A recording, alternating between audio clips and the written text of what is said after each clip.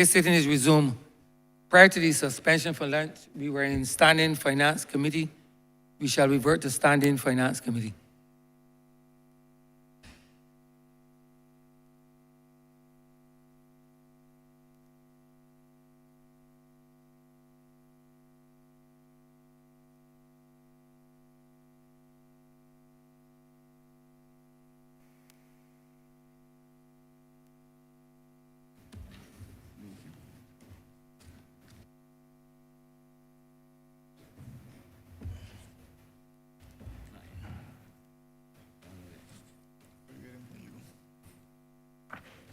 What's the page again?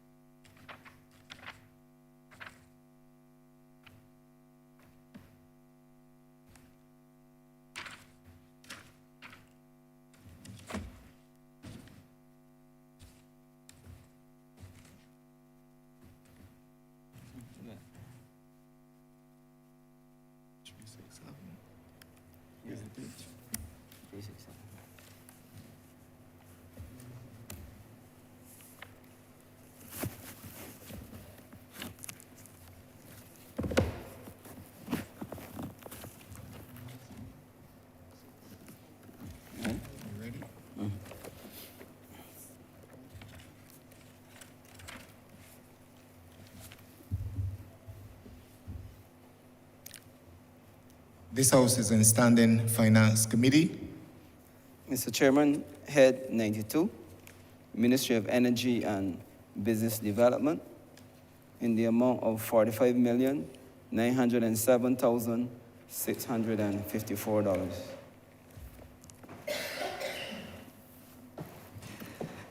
Honourable Member for St. James South. Chair, I request leave to invite the substantive member, Minister Lisa Cummings. She's the Minister of Energy and Business, and I ask for leave to invite her to come to the well and to bring the team and introduce them to the chamber. So granted.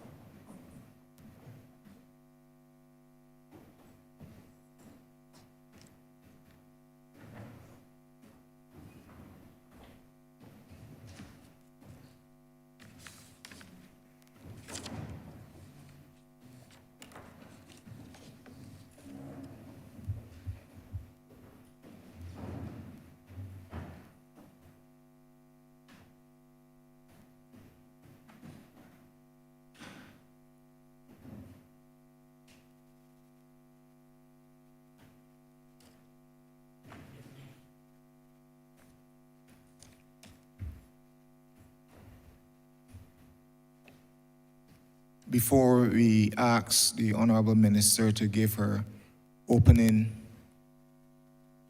comments, let me advise of the procedure to all members of the team here with us. Honourable members are well aware of the process, so it's for your benefit, Minister and the team. The Minister has 10 minutes to give her opening remarks.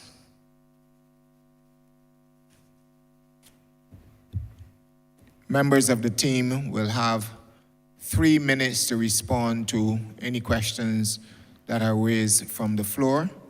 We're also asking members of the team, before you speak, especially when you're speaking for the first time, please give your name and your position or your role in order that Hansard may have the recording that may be recorded by Hansard. Thank you, Honourable Minister. You may proceed.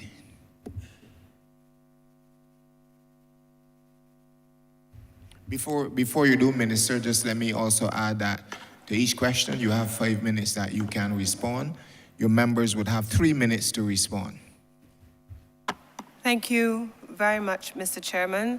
And first, let me express appreciation to the honourable members of this chamber for inviting the team from the Ministry of Energy and Business to present today in the Well.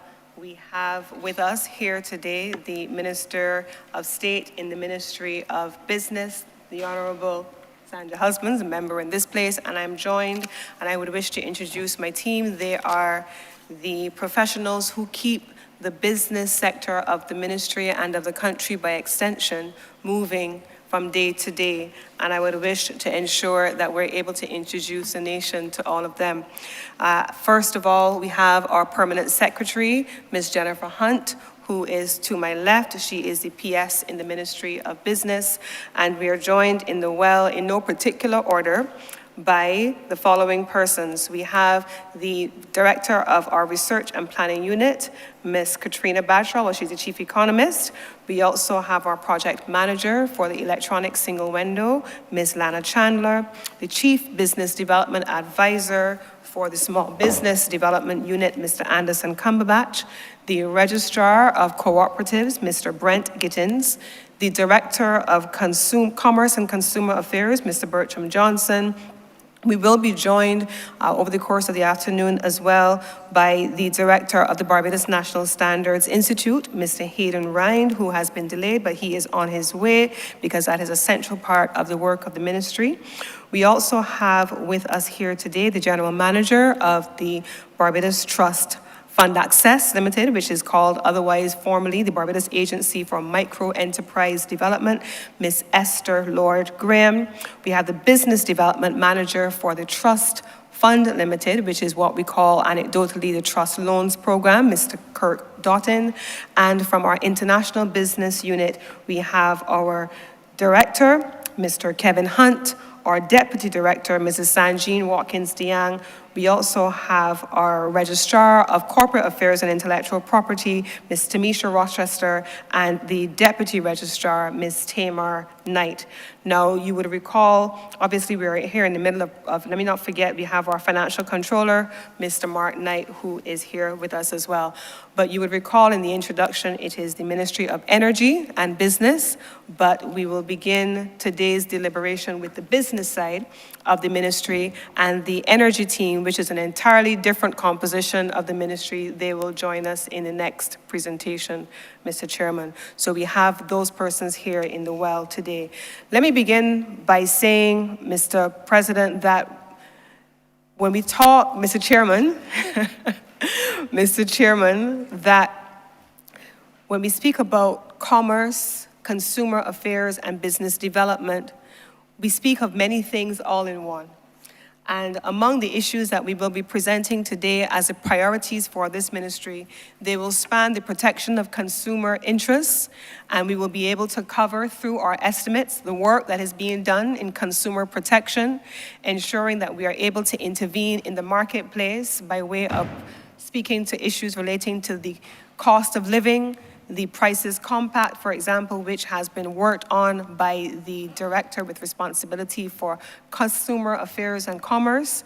That will be among the things that, President, Mr. Chairman, I keep thinking I'm in the other place. And so, Mr. Chairman, those are among the things that we will speak to today. But there are a number of issues that, if we were to go back to what has happened in the Barbadian landscape over the course of the last 2.5 years as a result of COVID, we saw the emergence of a surge of entrepreneurship and entrepreneurs, small business development. And we know that simultaneous to the pressures on those sectors, that we also saw more and more people opting to engage in business development. And so we will speak to the important role that the ministry also has to play in this regard.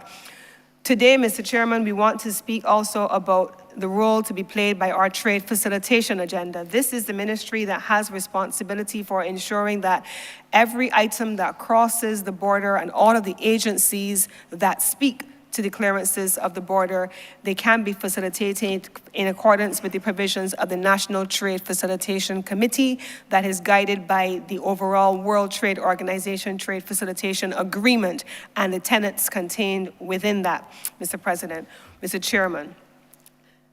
We have, over the last year, under the leadership of my immediate predecessor, and I want to take just a few moments to recognize the work that was done by the Senior Minister with responsibility for the productive sectors and now Minister with responsibility for Foreign Affairs and Foreign Trade, the Honourable Carrie Simmons, who was the Minister with responsibility for this ministry in bringing us to this stage. And so quite a bit of the work that we have inherited would have been started by him, and it is being continued by myself and by this team, and I want to acknowledge that work. That includes, Mr. President, the continuation of the work being done under the Barbados National Standards Institution, the introduction of a Barbados Quality Standards Bill, the introduction of metrology legislation, Mr. President, Mr. Chairman, all of those bodies of work started originally and are continuing under our previous minister. Under this ministry as well, we will speak over the course of today about the work of the Fair Trading Commission.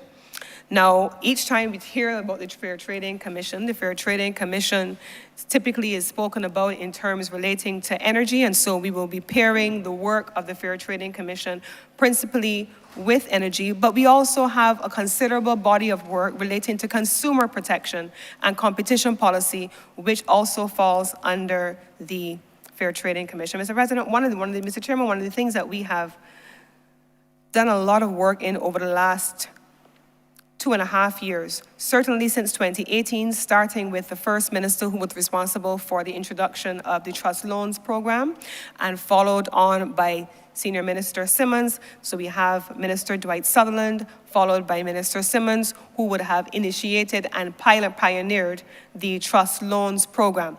Today, we will hear about the work that has been done by the trust loans and how many people they have been able to benefit and support all across Barbados. And I want to take a moment to share what some of that work has looked like over the course of my presentation today. Finally, in just an overview format, we have the introduction of a project that started in 2021, also pioneered by Senior Minister Simmons, the introduction of an electronic single window. And so we have today the electronic single window project manager who is going to be outlining the work that we are doing. So let me start there, Mr. Chairman, and then begin to work backwards about what we are doing. Mr. Chairman, these are important initiatives that are critical to ensuring that people are able to create their own business opportunities for themselves. The small business sector, Mr. Chairman, we have the Minister of State in the ministry who is going to be ushering us through the presentation on small business in particular, and I'm going to ask her as well to give a brief overview, so I'm going to cede some of my time to the Minister of State so she can give a brief overview of what constitutes the work being done by the small business community. Thank you very much, Minister Cummings. Chair. The purpose of this ministry, and in particular the Business Development Unit, is to assist in building a Barbados that will allow for the tangible participation of all Barbadians in the economic landscape. And part of the work that this division has to do, we have to undo some of the inequities that have come from the past, but we also have to work to enable and empower participation by all Barbadians. And to do this, there are a number of things that we have to do. One would be changing legislation. Where there are blockages to people having access to participation, you have to change the legislation. Where it criminalizes, we have to decriminalize. We also need new legislation to unshackle and to empower Barbadians. And there are a couple of things that we've done within the section of the Business Development Division that has actually helped us to start the work of accomplishing this. One would be, we've developed, for example, the MSME policy and strategy, which is designed to look at the environment and identify all of the things that we need to address in order to make sure that Barbadians can be part of entrepreneurship, can be part of investment. We have the bankruptcy and insolvency legislation. This legislation has been able to create a different environment for people to be able to deal with their debt and to have an opportunity to see how they can recover. But another piece that is very important, a very important section of the Barbadian community would be the vending legislation and also the vending which will be taking place across Barbados. One of the things that has been important to us as a government is that as we have grown, we need to bring order to things. And vending is one of the areas in which we recognize that we have to take some steps to be able to create a proper platform for vending, that vending can actually shift from just something to make a few dollars to a career. And one of the things that we've sought to do with vending is to put in place a plan which the head of that division will share with you what are the things we're doing in relation to vending. Then, the second thing we have to do is to open access to finance, provide facilities and services to support our small businesses. And this is where you will hear about what is happening in relation to the collateral registry, the junior stock exchange, etc., the fund access and trust loans. All of these are things that we are putting in place to provide the finance. And then we have the Small Business Development Center, which we are now formulating and developing. And this will assist us in building an ecosystem that would allow us to remove from the landscape the confusion, small business people not knowing which agency to go to, not quite getting all the help that they actually need. And so this is a work in progress, and we are completing the plans that we can take this and bring this into a reality and make life much easier for our enterprises. Then you have an enabling and facilitating a fair environment. One of the things that most entrepreneurs cry out about is that people who know somebody get through. They cry out about, I am born lucky, so nothing will happen for me.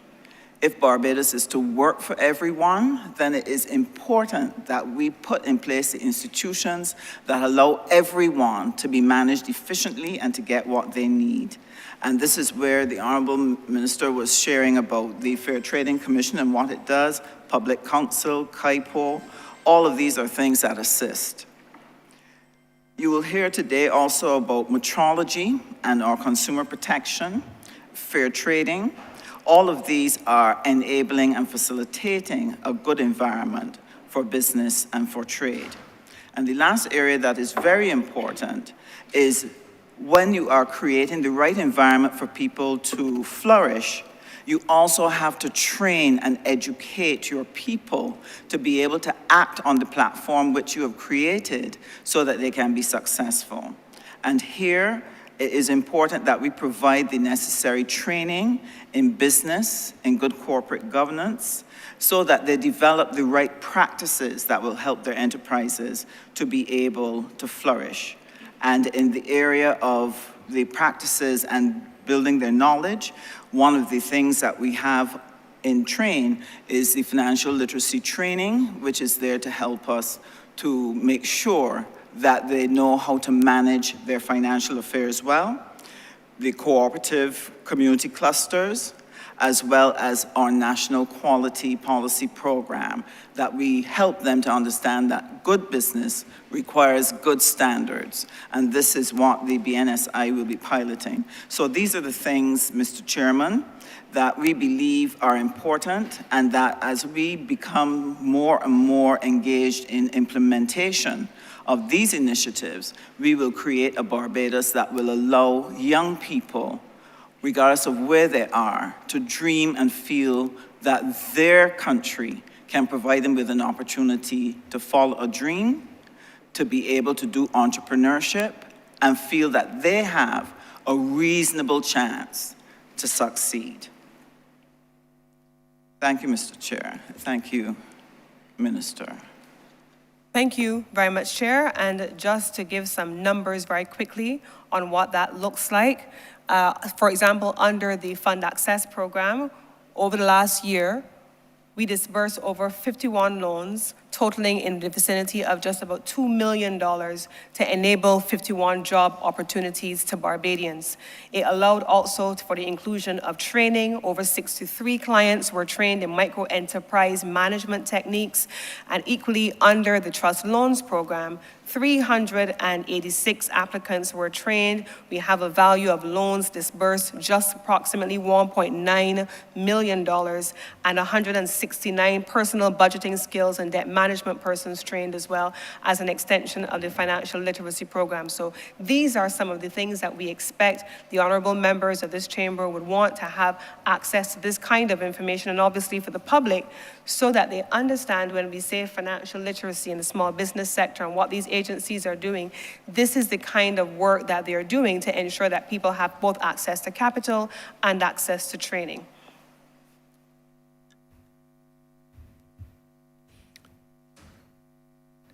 Honourable Minister, you need to move the head.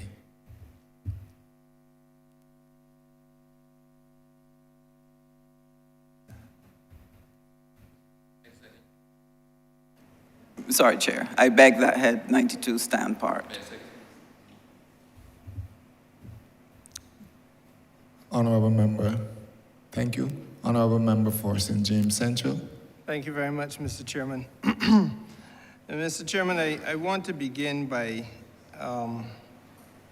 recognizing the leadership of the minister, I should say ministers plural, both the substantive minister and her colleague minister, and obviously the permanent secretary. And also to congratulate the team in this ministry for the diligence that they continue to bring to bear in the interest of the betterment of the people of Barbados. I think, sir, that the minister captured it well in her initial sentence when she said that the task before this team is keeping the business sector going forward from day to day. There is a fierce urgency of the time in which we live.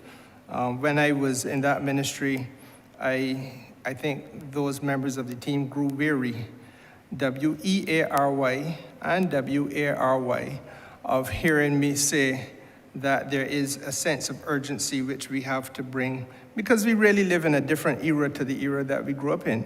There is no longer any protectionism out there for Barbados in terms of our international trade. We have to earn our way as competitors against all of these slings and arrows of outrageous fortune across the world. And there has to be, as Minister Husbands made the point, a transformative approach to the way in which we do things, especially as we target the need to empower those people who are going to be entrepreneurs in Barbados. Now, I want to begin on that note of transformation. The period during which I have been in this chamber, and that is now in excess of this legislative chamber between the two, in excess of 20 years. And I note the applause, but I didn't say it for that, sir. I just said to reflect on the fact that I have perhaps seen more than my youthful appearance might betray. The truth is, sir, that during those last 2 decades, if there is one thing about the business sector that I would say has been consistent, there has been a requirement for us to respond to the issue of business facilitation. There was a period of time when people would come in here and have extensive debates, especially in this estimates exercise, about World Bank ratings with respect to ease of doing business, et cetera, et cetera, et cetera. That time perhaps has passed because everyone around the world now is moving in the direction of facilitating business in a better way, and we are doing it here. I feel as minister with responsibility for oversight of this sector, that is a duty to give you, ministers, an opportunity to elaborate a little bit on some of the innovation that has come about under this administration.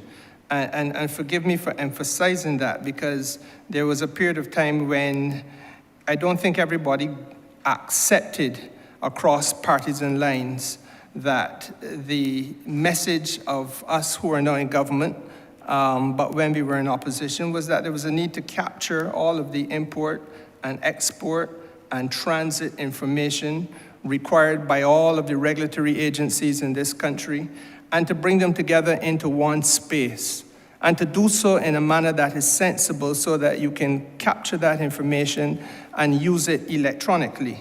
The lived reality of our people prior to this administration, sir, was that you had people who, for example, may be makers or producers of product in Barbados, whatever that product may be, but they have to have their inputs into it brought into the country. And those folks live a day by day, week by week, month by month reality of moving numerous times to numerous places, plant, quarantine, Port Authority, the Division of Commerce, all around Barbados, sir. I can't even remember how many stops you have with the regulatory agencies, but in an effort to respond to every requirement by every regulatory agency. And these people still have to be vendors. These people are still the vendors that Minister Husbands talked about. Yes, you ask people to be in business and you want them to be entrepreneurial, but they have to be facilitated. So that, Minister, the question really is, can you elaborate now on that which, the journey upon which you are now embarked, in a manner that allows the public to understand the fundamentally transformative period that they now live in and may reflect upon in terms of the investment that they have made by way of governance?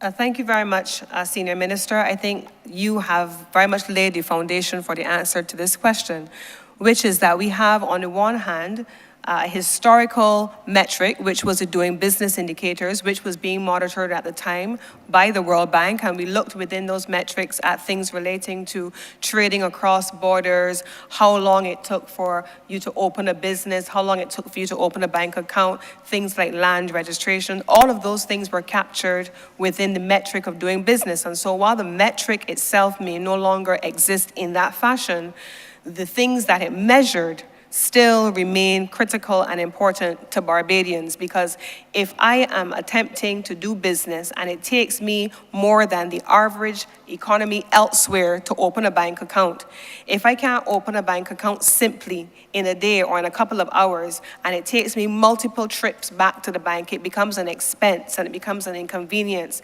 and then it becomes a bother. Because people want to be able to do business and to do business simply. And our systems have to be designed to be able to effect that. And so what has been done over the last few years?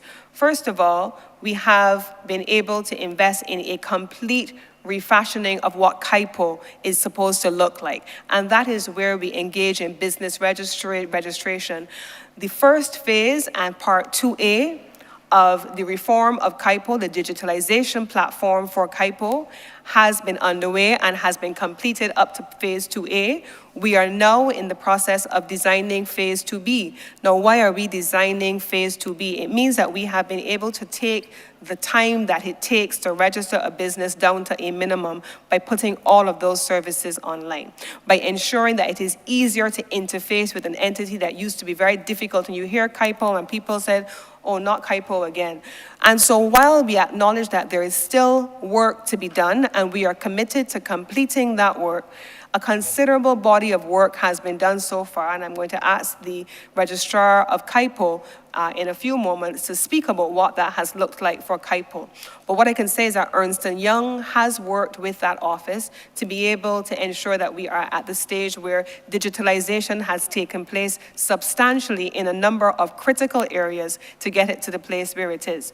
We are presently also at the space where we are looking at the restructuring of the institution itself. Should KIPO remain as it is constructed with the business corporate sector registration along with the intellectual property all in one with limited resources, or should we restructure it? And that is an exercise which is actively underway as we speak.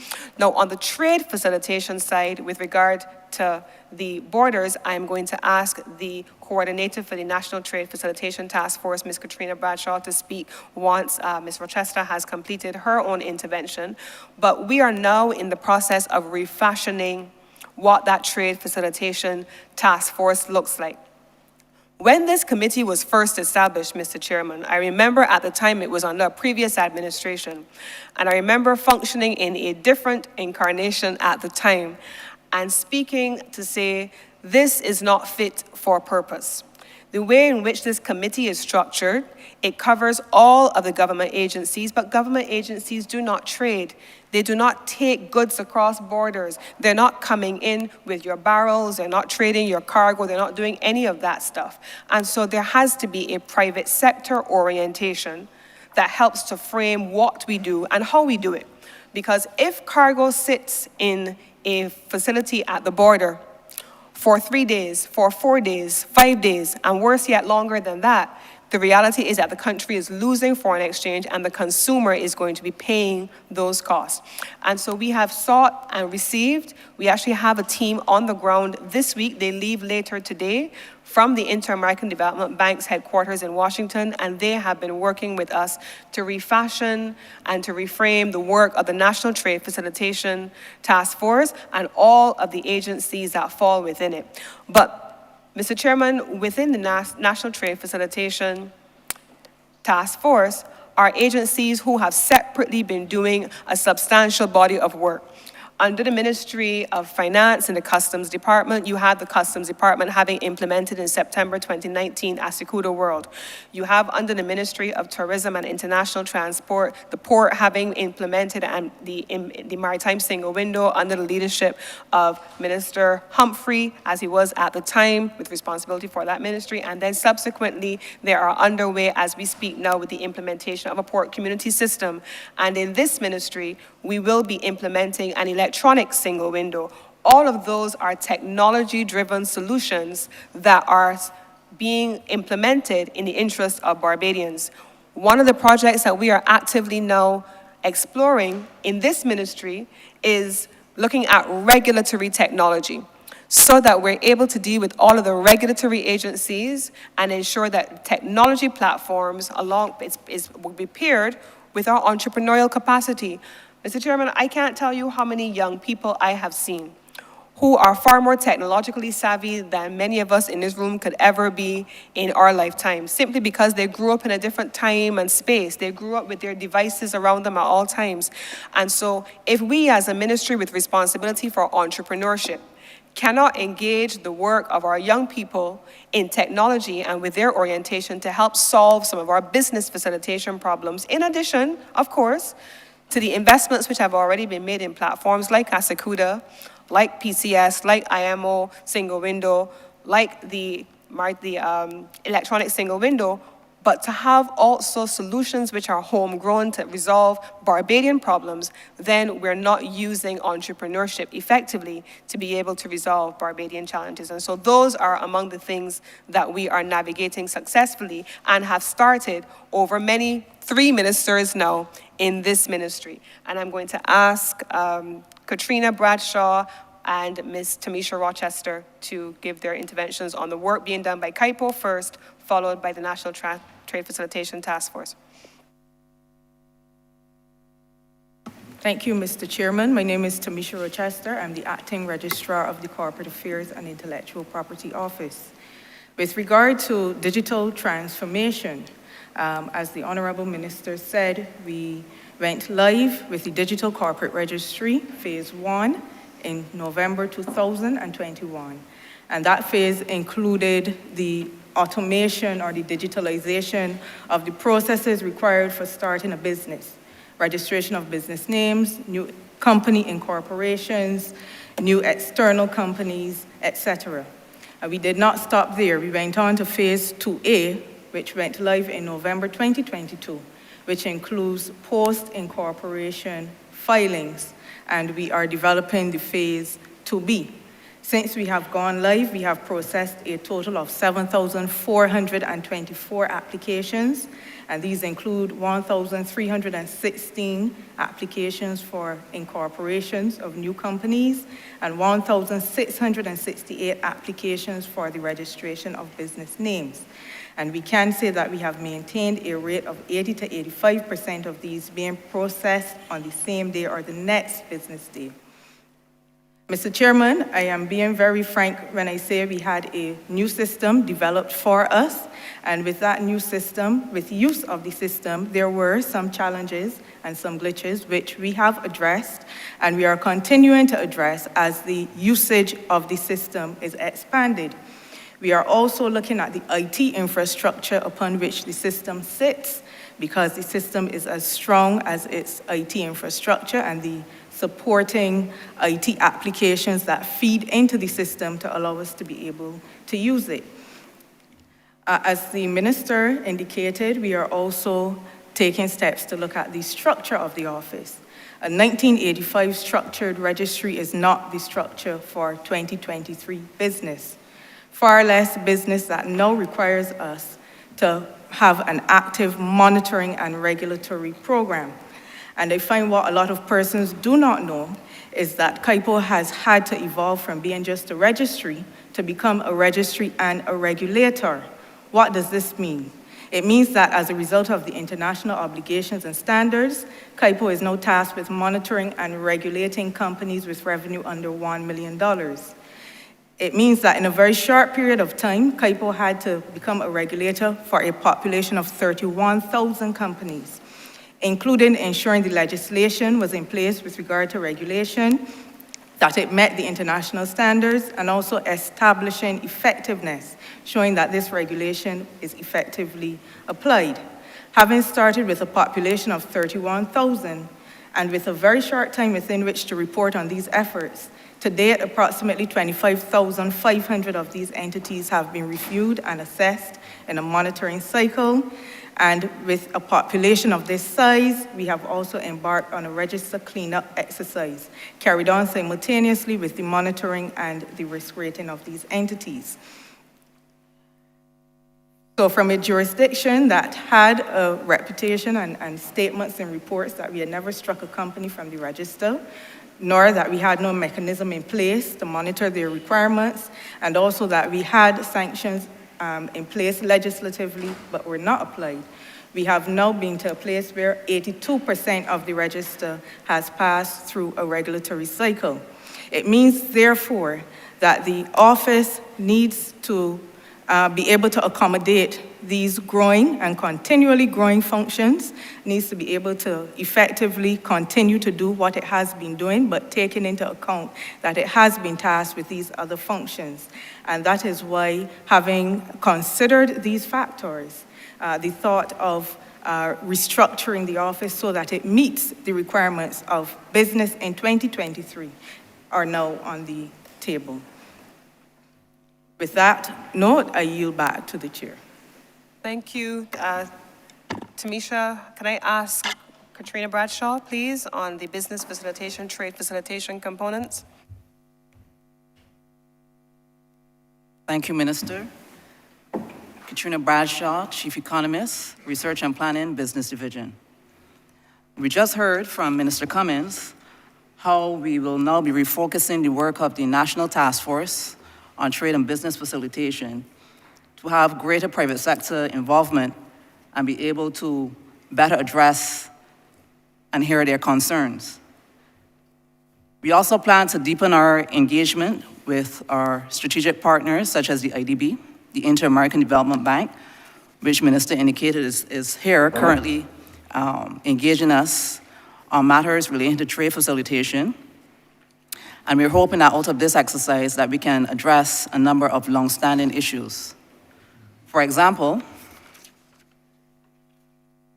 we will be seeking to provide assistance or get assistance in streamlining how risk management for clearance and imported goods is currently conducted. We understand that time is money and the impact that these delays on clearance of goods can have on businesses. So wherever possible, We will seek to reduce the level of manual and physical inspections at various points and transition to a more risk-tolerant approach to inspections, making the process more efficient and effective, while at the same time making it less time-consuming for our importers and traders.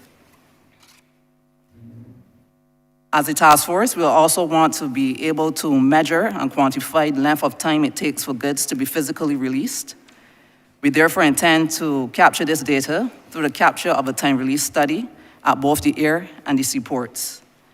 We believe that being able to know and have such information on hand will help us to better plan and therefore help us to improve on our metrics.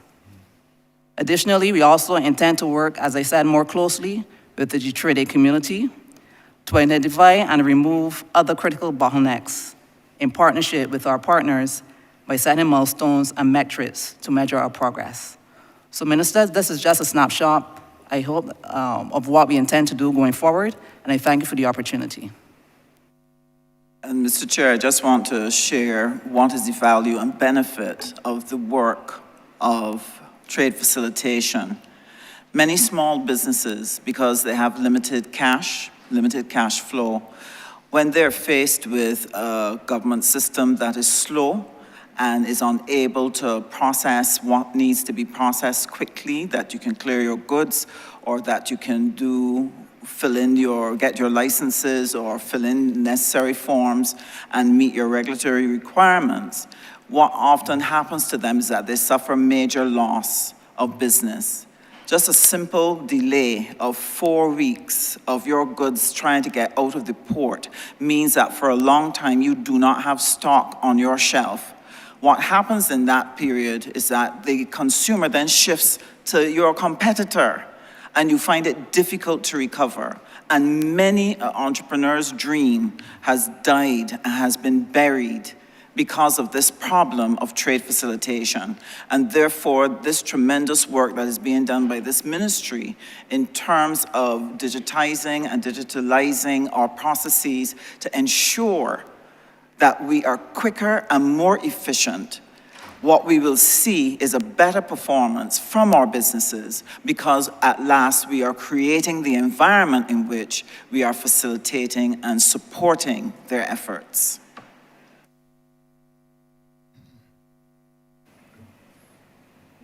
May I ask my, Yes, not my Honourable. second question, but a follow-up to this, sir?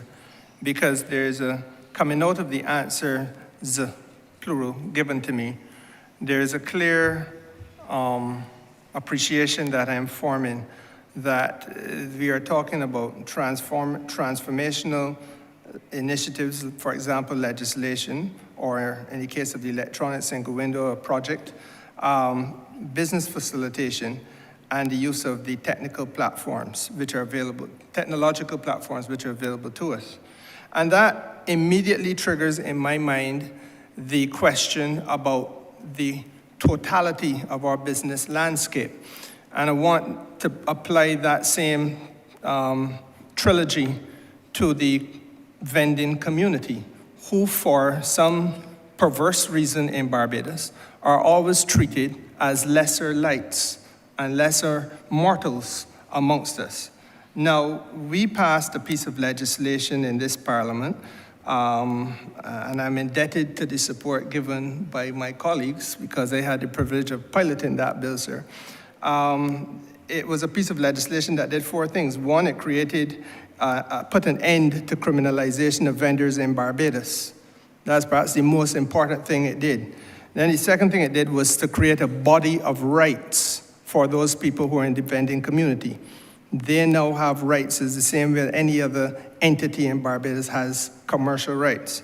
The third thing it did was to create a national vending committee, which if memory serves me correctly, was intended to guide the transformation process from the old order to the new. And then the last thing it did was to create a technological platform for ease of business, for example, sourcing licenses and the application being processed.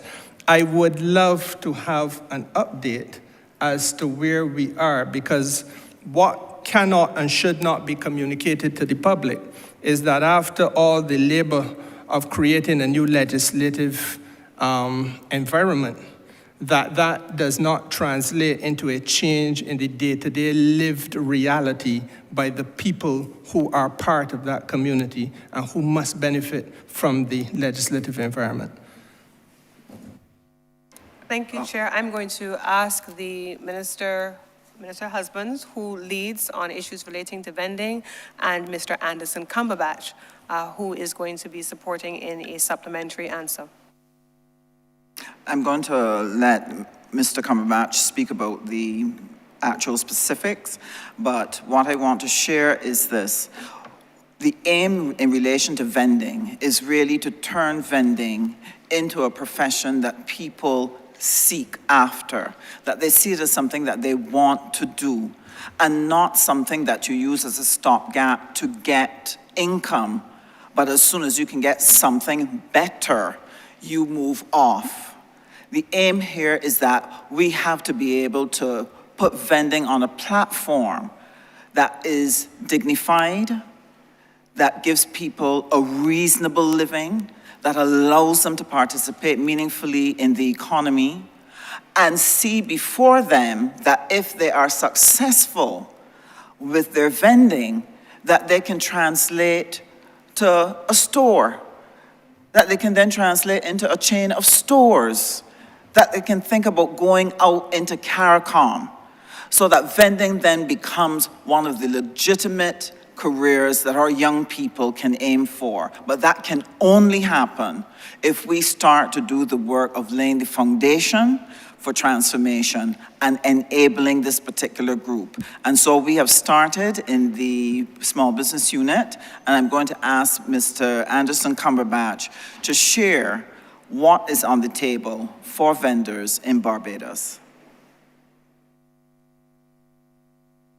Thank you, Minister. Thank you, Chair. I want to preface my name is Anderson Cumberbatch, and I'm the Chief Business Development Advisor, responsibility for the small business unit of the Ministry of Energy and Business. I would want to preface my response by referencing no less a person than Professor Hilary Beckles, who said that vending is the mother of all Black economic enfranchisement in Barbados. And so therefore, vending tells a story of not only what was, but what can be for a modern Barbados. Critical to the building out of this national vending policy and the legislation is the whole issue of the national vending zones. And we want to position the vending zones as not only spaces of commerce, but also symbols of hope and opportunity for the disenfranchised. We want to position them as inclusive for all persons, including our senior members of the community and persons living with disabilities, to create family wealth and intergenerational wealth, to provide spaces where decent work can be conducted in a safe and healthy environment for the vendors, for patrons, and for our surrounding communities. And just as important, spaces where vendors will no longer feel ostracized, stigmatized, nor harassed, but have a sense of acceptance by all. So therefore, we are looking to establish 7 vending facilities. These will be located in Redmonds Village, St. Thomas, Warren, St. Michael, Top Rock, Christchurch, Fitzvillage, St. James, Kingsland in Christchurch, in the vicinity of the Life of Barbados Roundabout, and Haggett Hall, St. Michael. A critical part of the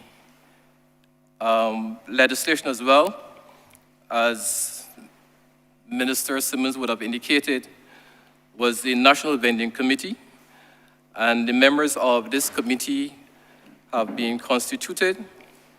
We have also developed the technological platform for the registration of vendors, and this registration facility is going to allow us to both issue the vending licenses and permits, as well as to capture all of the relevant information on the vending sector so that we can properly plan for this sector.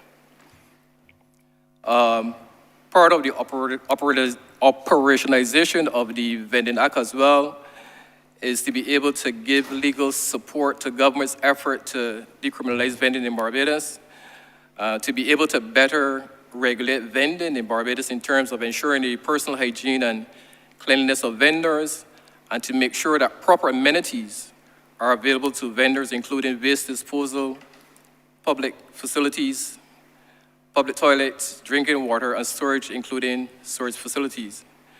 And as you would have indicated, it also addresses the rights and obligations of vendors, as well as those authorities that will administer vending in Barbados. We will also be looking at vending within the city, and it is our intention to facilitate, establish a number of vending kiosks within the city as part of the wider revitalization plan for the city. And it is our view that vending must have its rightful place as part of any future development of Bridgetown. And so in this regard, we are working with our stakeholders, including Barvin, and we will be liaising with the Barbados Tourism and Investment, Inc. to ensure that these vending kiosks will be fit for purpose and to align with the historic significance of what a revitalized future Bridgetown must represent. So in summary, the Ministry of Energy and Business, and by extension, the small business unit of the ministry, we remain committed to assisting vendors in Barbados in terms of their personal and professional development to help them to grow, to thrive, to create wealth, while giving them the opportunity to contribute to national development. So the vending community, as I would conclude, is in good hands, and we are committed to helping them to grow and to develop. And so I want to yield back to the chairman. Thank you very much, Chairman. Just to put into context, though, if I were to go back to the Committee on Vending, which was chaired by Senior Minister Simmons in 2021, we spent a lot of time talking about not only about where the zones would be, but we also looked at the rationale for the zones and ensuring that it was able to expedite the process of applying for a license. For example, we've gone through in this country incarnations where on a given annual basis, we could see people in the newspaper or on the television protesting against the fact that they were being removed by the law. This legislation simply removes all of that from happening. And in the course of the legislation, it says, even if there is a challenge with where you are located outside of a vending zone, there is a mechanism by which you can treat to that, and it is not to criminalize people. It is not to cause people to lose their wares. It is not to be able to have people in a position where money that they have spent to acquire goods, especially perishable goods, that they are lost to them.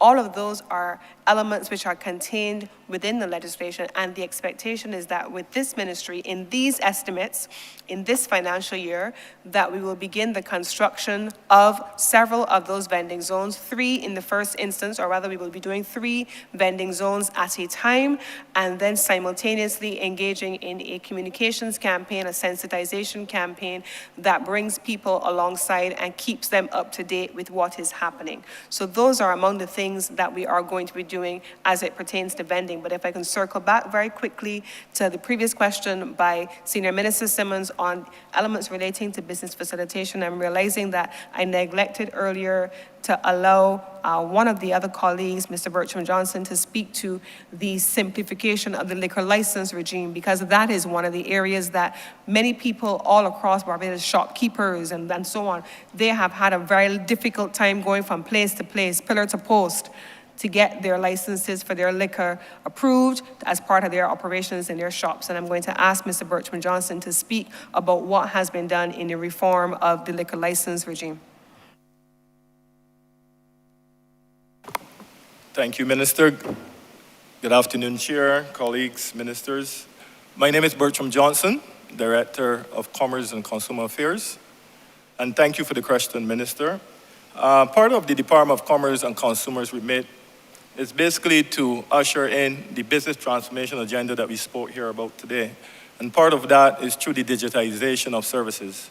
And one of the modalities that we have executed so far is the Liquor License Act. We can appreciate that this act was a 1951 act, if my memory serves me correct. It was kind of outdated, and we sought to make it fit for purpose. And hence, in January 2022, the old act was repealed and replaced with a modern and a comprehensive Liquor License Act. Part of the digitization process of the Liquor License Act was to move it from a mandatory system where you had to go into basically the districts of the police departments to register for liquor license. And we thought that that was kind of antiquated, and we needed to bring it up to 21st century business facilitation efforts. And in that regard, we conceptualized the digitization of liquor license, moving it from a mandatory process to a digitized process through an e-service platform. On April the 1st of 2022, we successfully launched the new liquor license portal, which is an online portal, which was an e-service portal. And it allowed clients to, at the comfort of their home, at the comfort of their business, at the comfort of wherever they are located, to apply seamlessly for a liquor license application. And what does that redound to, Chair? That redounds to business efficiency in real term. And in that regard, we had persons now applying for license online through the liquorlicense.gov.bb, which is processed through the system, approved through the system. But beyond that, the applicant received that their liquor license has been approved pending payment, and that payment can be paid via varying modalities. One of them are through Easy Pay. So the client or the applicant can pay for their license via their debit Visa card or their credit card. But moreover, they can go to any post office in Barbados, and once the QR code for which their license has been approved pending payment is scanned, and in the QR code, it has all the information required for that license, whether it's a retail license, a seasonal license, export license. And that information is captured when the payment is made. It runs through the Easy Pay system overnight, and within the next day, the client gets a certificate, an e-certificate with their license. That has been revolutionary in terms of doing business in Barbados, in terms of cutting down the transaction costs of a person moving from going to the magistrate courts, then having to make the payment, then having to go to collect back the certificate. All of that has now been encapsulated into a digitized process, which can at best take 1 to 2 days in order for a person to get the license. And if I really bring it home, Mr. Chair, to the reality, just before I came here today, we have AgroFest. And the power of digitizing the services is that I was able to approve applications seamlessly before coming to this chamber. And persons can, as I speak, make a payment through Easy Pay so that they can apply the liquor license trade in case they want to sell liquor or anything at AgroFest, that they can do that and be an applicant that is not only compliant, but allows them to play trade and broaden the entrepreneurship. And I think that should be credited because it speaks to the ease of doing business. It speaks to building out entrepreneurship in a real and a positive way. And I think that that process has redounded to tremendous successes in how we do business in Barbados. And I believe it is a flagship model in terms of how we should go forward in terms of digitizing our services between government to all our clients or even from government to government. And I'm proud as the director to thank my team and the ministers, both ministers, the senior minister, as well as the new minister for embracing this modality, for being forward-thinking. And today we have a system that is fit for purpose. And I believe it's one of the differentiators of the ways of we do business in Barbados. So with that, I yield, Chair. I thank you for your indulgence. I just want to add that you would have completed a total of 1,870 applications. Those were approved. And while that is just a number and a license looks like just a piece of paper, in truth and in fact, what that does in all of our constituencies, we have people who are looking for ways to make a dollar. So holding a fete, doing a karaoke, putting on some event at which they need that license to do it, it makes the opportunity for them to have a successful event and make some money. And this encourages them to look to do it again. So with crop over coming up, this is going to be even more empowering and more important, and it will be a big change from what people have been experiencing all the years in Barbados. So kudos to the team for doing this. I thank you so much.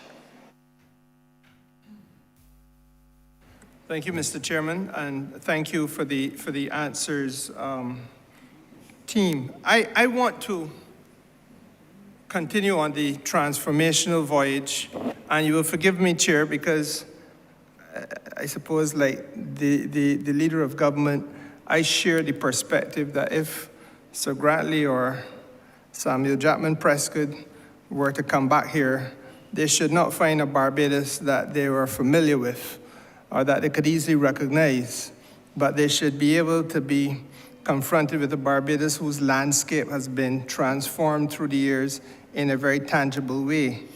And if there's one thing I think that we can all agree on, is that the COVID era would have ushered in an age of economic and commercial uncertainty.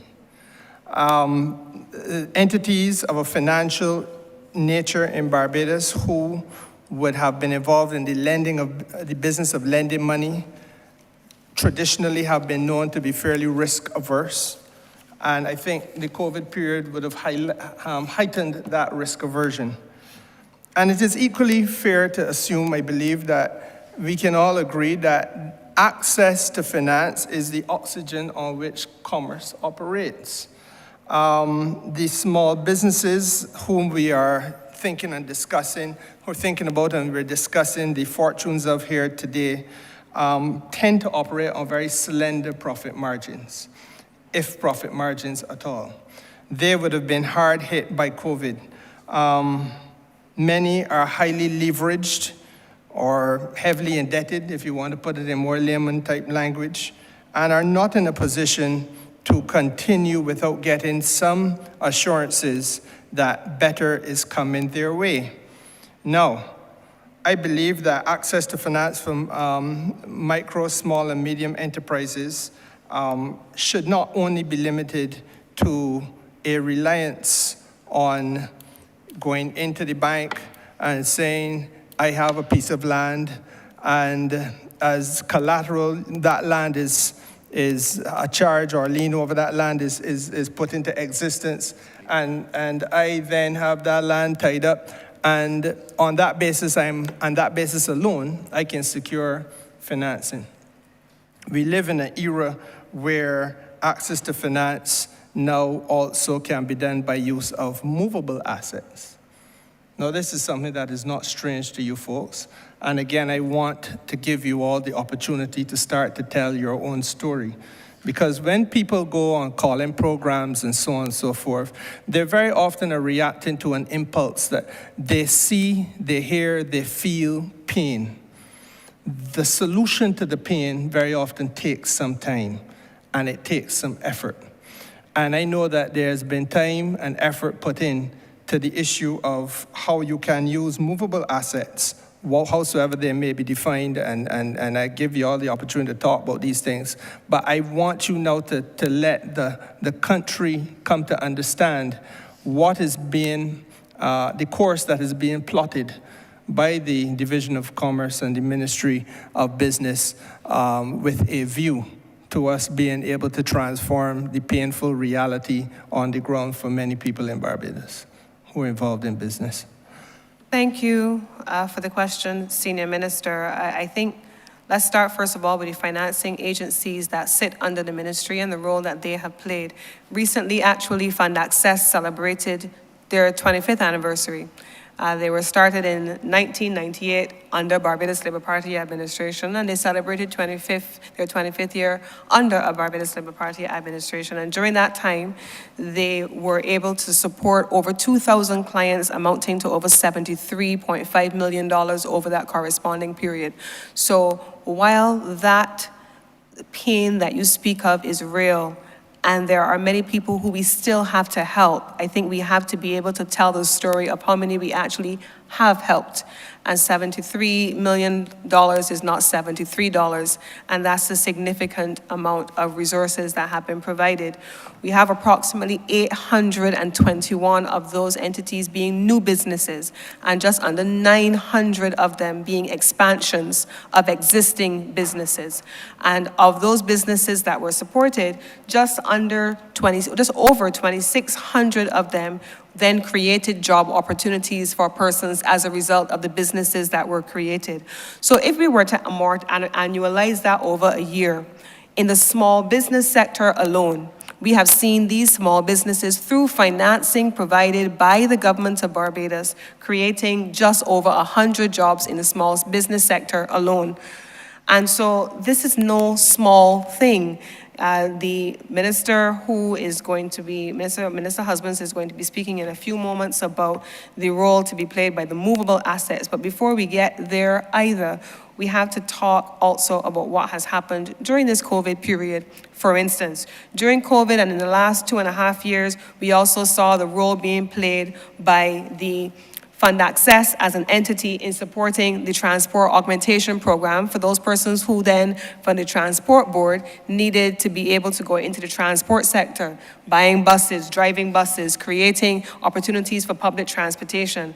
And the Fund Access entity would have expended over $2.5 million for the TAP program in principle, but in actual terms, they have spent about $3.2 million to ensure that the operators can manage their activities in the transport augmentation program. Now, on the energy side of the ministry, which will come in our next presentation, they have also been the executing agency to ensure that the smart energy program, which also has a small business component, that they can also benefit. So the ministry has done a significant body of work, this ministry, over the last 2.5 years and more, to ensure that there is that access to financing.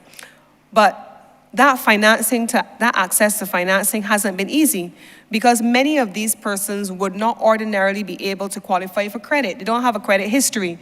And if they didn't have a credit history, they can't qualify for a loan from a commercial bank. And it is on that basis that this administration created the Trust Loans Program. And the Trust Loans Program then allowed people to begin to build a credit history. So under that program, enabling persons to access capital to build a credit history, first of all, with $5,000. You pay that back, you come back, you get $10,000. And in these estimates, the Trust Loans Program, you will see, has been recapitalized to ensure that we can continue that lending to people who are seeking access to capital and who want to be able to build a credit history.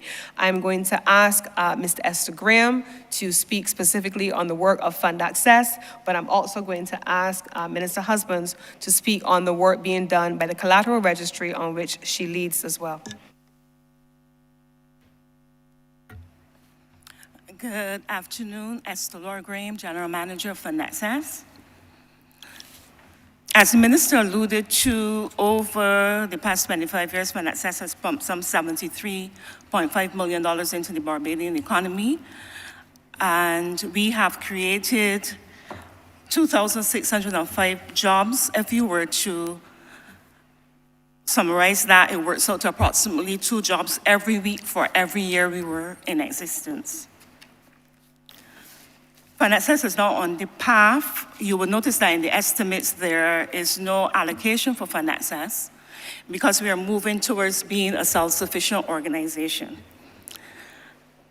We are engaging with entities such as the AIB and other commercial entities throughout the Caribbean to get funding. And once that funding is in place, we'll move towards a program that we're calling, through our Minister, Scale Up Barbados, in which we'll be moving our clients through the various levels, from micro to small to medium. And this will involve some of them moving to export.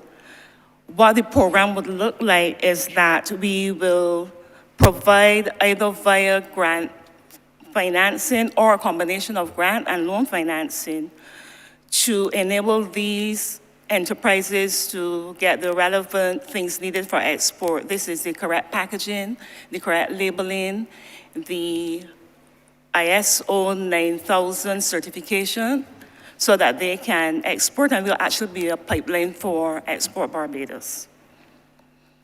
Along with this, we are putting things in place that we can become the agency that small businesses in Barbados would turn to for all of their financing, not only funding, but savings,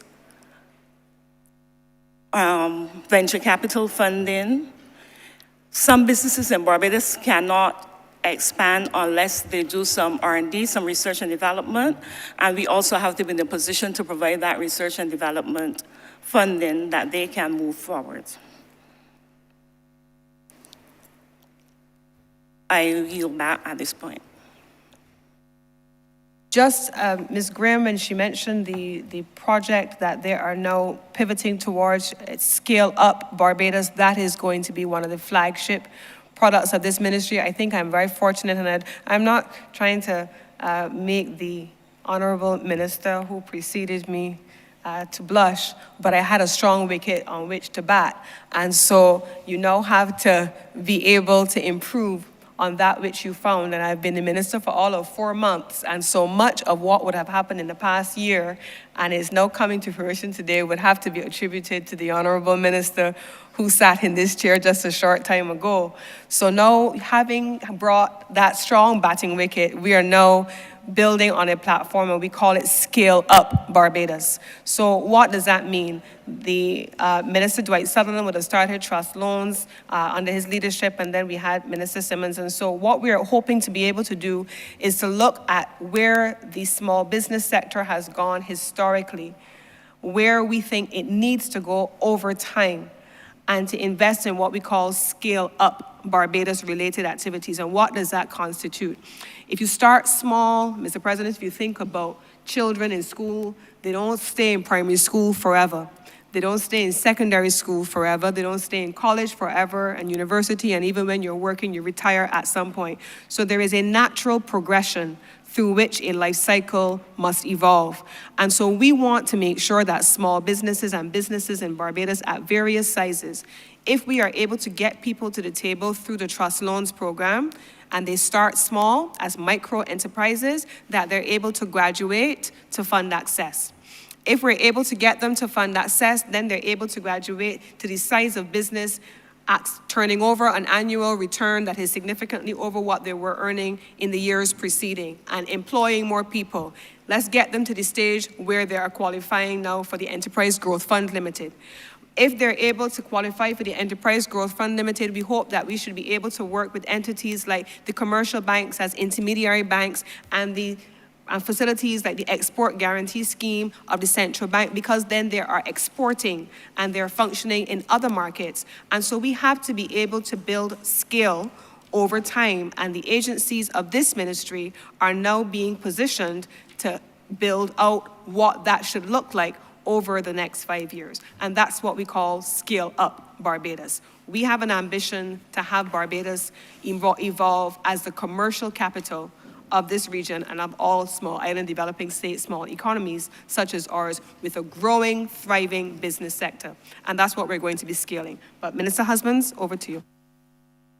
Thank you very much, Minister.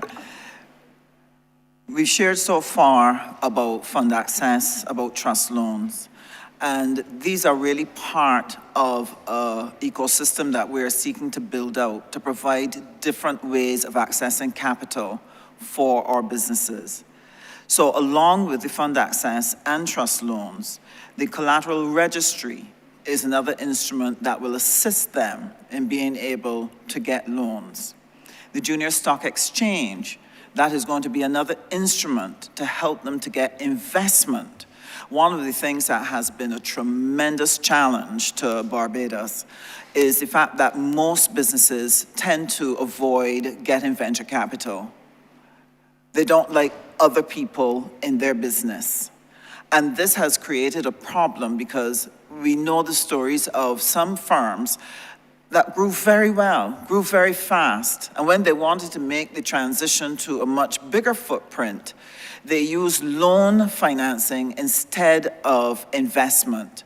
And the end result was that the monthly repayments were choking and actually caused them to fail. And therefore, helping our entrepreneurs to understand the different types of financing that will be available is going to be important for their success. And so with the collateral registry, this is where a person may not have a piece of land or a house that they can take to a bank and put it forward as collateral to back their loan. They may not have somebody who has the types of assets that can assist them. But they may own equipment, they may have a crop, they may have other assets that might be non-traditional. But our intention is to be able to create a registry where we can register that collateral, and banks are going to be able to interface and get the assurance that, look, this piece of property or whatever it is the entrepreneur owns is something that I can afford to use as collateral, because we would have developed a process of a collateral registry that would allow for that to happen. Now, there are many elements that are involved in making that happen, and Katrina is going to share this with the Chamber. But I believe that this is going to be revolutionary. We are currently in discussion with other countries that have developed collateral registries to be able to understand their best practices. And what we're hoping to do is to benefit from their experience and incorporate it in what we're doing.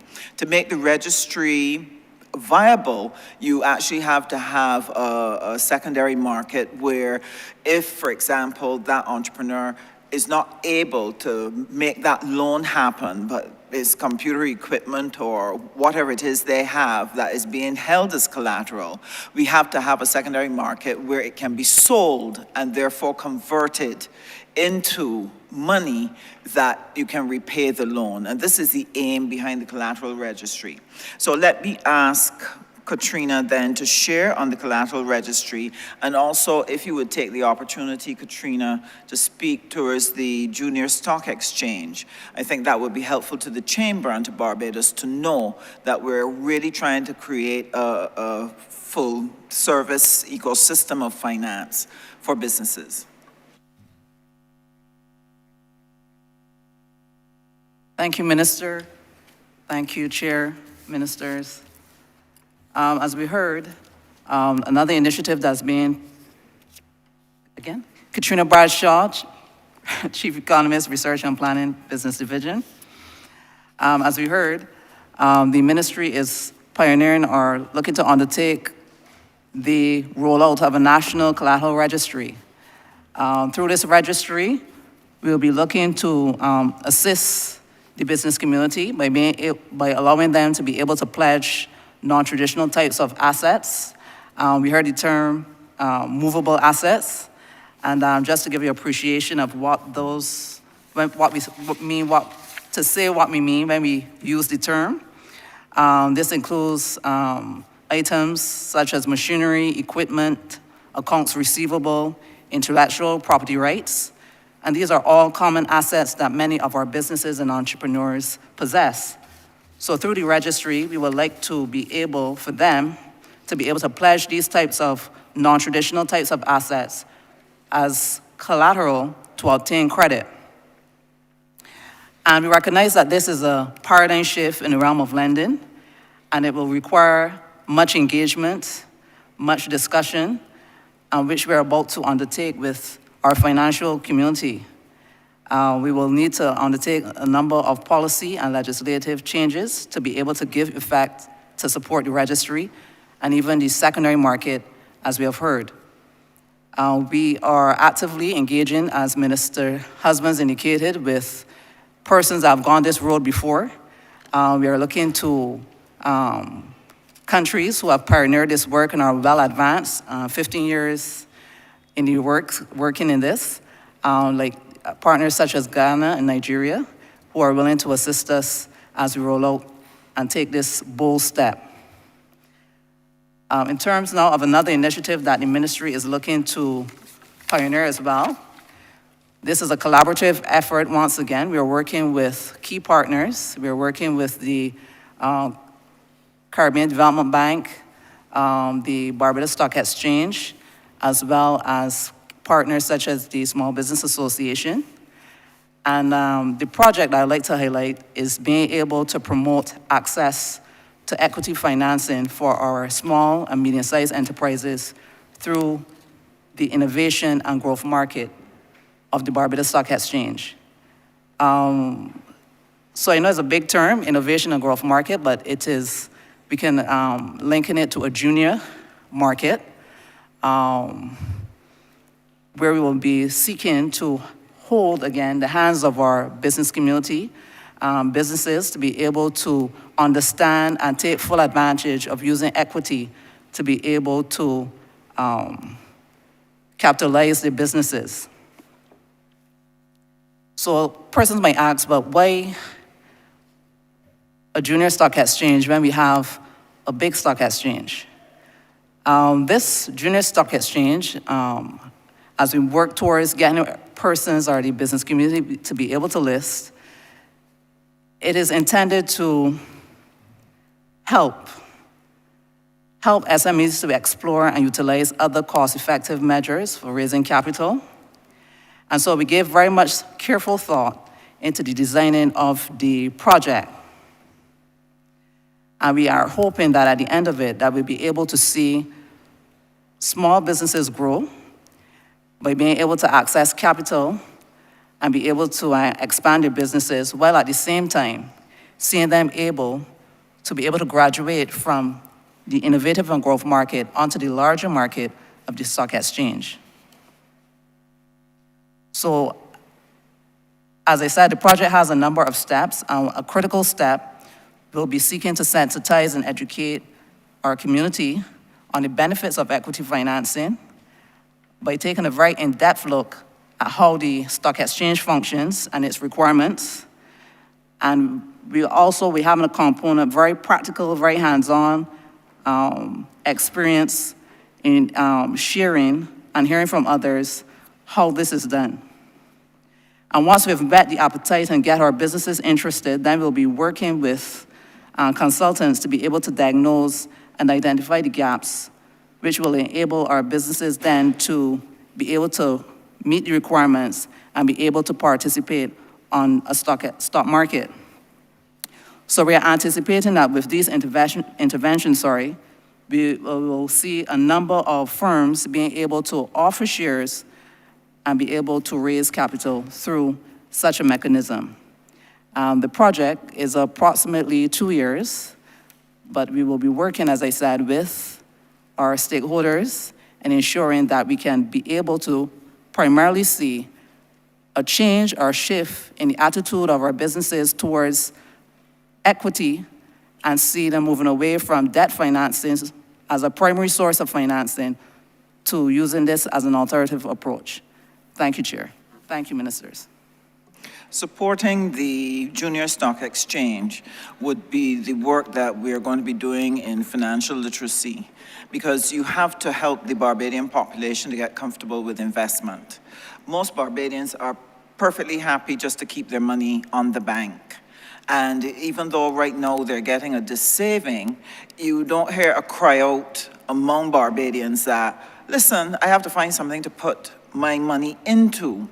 And this is a problem because it means that we have millions and millions of dollars savings by Barbadians that are not being put to good use. And the end result of that is that it limits the growth of the Barbadian economy. So part of what we have to do if we're going to release the Barbadian economy is to help bring along the average Barbadian and help them to develop that comfort level with understanding shares, understanding investment, understanding how to manage an investment portfolio, because this is all new to them.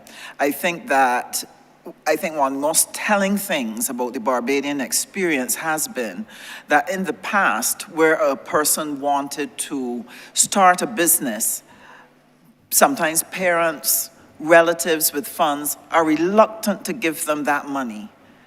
But if they run into trouble and they end up before the court in debt, they will run and bring that same money to get them out of trouble when they could have lent them that money in the beginning so that the business could have been a success. And all that has to do with not knowing and not understanding the issue of investment. And that is going to be critical to go hand in hand with what we're doing in terms of the stock exchange, in terms of the collateral registry. The other benefit of that, government is embarking on a number of massive programs. You have the renewable energy program. You have the transformation that will be taking place on Bay Street. You have, for example, government being interested in doing things in agriculture. They want people to go to Guyana, etc.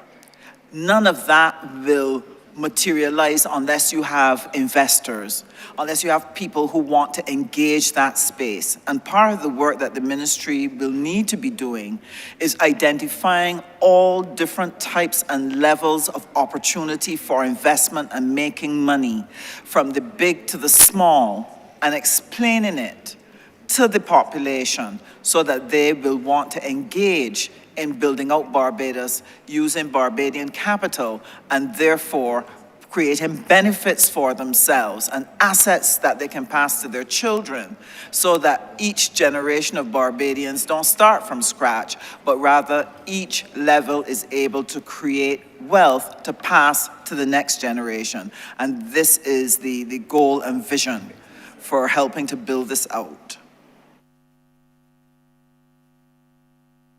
Thank you, Mr. Chairman. I believe I have my last question now. And I want, Minister, to invite you to just mentally reflect a little bit on, well, okay, behind you, there are 3 rows of people on your team. And if all of them were to join you in a voluntary meeting, yeah?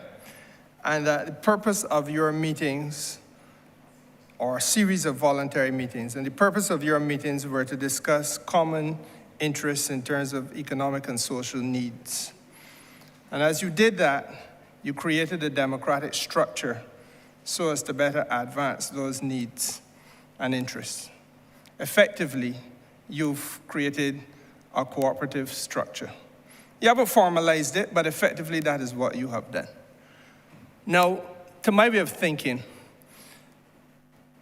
as I listened to Minister Husbands just now, the uncertainty at the level of the individual in any village, in any district across Barbados' landscape, can that uncertainty and that tendency to be a little inward-looking and, yes, risk-averse, can only be overcome by building confidence among peers.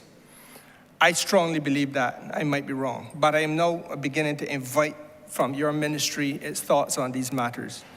And I feel that if we are going to seriously look at transforming employees into becoming small business people, then that cooperative spirit and cooperative approach should be part of the journey.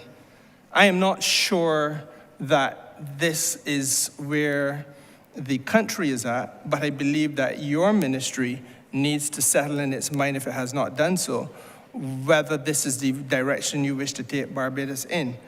I give you an example of where I am at. I feel, for example, that there are hundreds of people that this government would have brought on in the aftermath of the ashfall, and there are also hundreds of people who would have been utilized to do cleaning and perhaps greening around Barbados' landscape. There is no reason why that should forever hereafter be, I don't want to say a strain or a burden, but I don't see any reason why that should have to be carried by the government of Barbados' central budget, when all of those persons could equally be broken down into a set of landscapers. If we're going to seriously talk about empowerment and creating a business opportunity, we got to move people from a stage where they are employees to a state where they can create their businesses and chart their own way and do as you have done, Minister, and I have done, and my colleague from Christchurch West has done, and have your own clients. And again, this is not something that you had to go to university and leave with a dental degree or a law degree in order to do. It is something that we need to get our people to better understand, in my judgment, that there's a capacity in all of us to be at a stage where we have our own clients.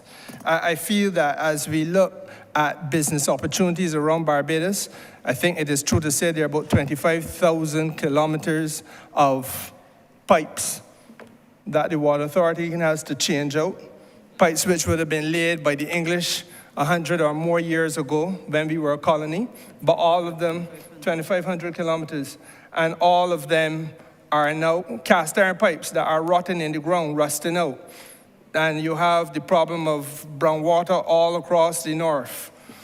Substantial losses of water going into the ground. We got to change out those pipes. I don't know that we lack the amount of plumbers across Barbados. But I do know that we don't have those plumbers built out into cooperatives, starting enterprises collectively so as to capitalize on opportunities of this type, to do that type of work. So we're talking about transforming and empowering our people. There's an association that Minister Sutherland did the hard work on. I came in as minister subsequent to him, and we signed off on that cooperative, an association of contractors and artisans, I believe, which should be part of the spearheading. And I say should be because I really do not know if it is, but part of spearheading the substantial construction work that is now going to unfold in this country. And the point that I'm really coming to then is, how easy is it in the judgment of your ministry, Minister, to create the cooperatives? Are we in need of doing amendments to the Cooperative Societies Act? And if so, what are the amendments that are necessary to make it easier and more effective, and therefore use cooperatives as a vehicle towards empowerment and transformation of the economic landscape of this country and the well-being of the people who sent us to this parliament? I'm going to ask Mr. Brent Gittins, who is the Registrar of Cooperatives, to respond to this, but let me just put it in a brief context. Every day, across my desk, I sign off on incorporation documents for entities. And I see businesses coming up, entities being established, and I'm asked to sign off on the creation of those entities. Most times, there are 3 or 4 principals who constitute the leadership of those entities. CAIPO is here, they register businesses, and those businesses usually name directors.